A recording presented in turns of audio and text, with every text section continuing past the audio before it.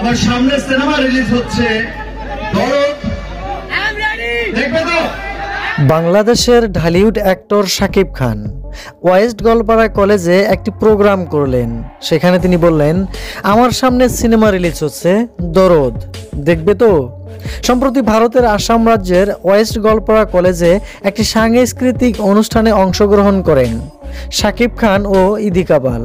তবে সেই অনুষ্ঠানে শাকিবের মুক্তিপ্রাপ্ত দরদ সিনেমা নিয়েও কথা বলতে দেখা যায় এই নায়ক শাকিব খানকে।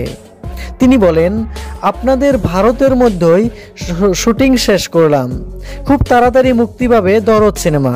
আপনারা সবাই রেডি আছেন তো? দেখবেন তো দরদ সিনেমা? আমার সামনে সিনেমা রিলিজ হচ্ছে দরদ, দেখবে তো? জানা যায় দরদ সিনেমার শুটিং সম্পূর্ণভাবে শেষ হয়েছে। এখন পুরো এডিটিং এর কাজ চলতেছেন। এডিটিং এর কাজ শেষ হলেই ছবিটি মুক্তি পাবে। দরদ সিনেমাতে শাকিব খানের সাথে অভিনয় করেছেন বলিউড অভিনেত্রী সোনাল চৌহান। সুপ্রিয় দর্শক, ভিডিওটি ভালো লেগে থাকলে একটি লাইক দিয়ে চ্যানেলটাকে অবশ্যই সাবস্ক্রাইব করে দিবেন।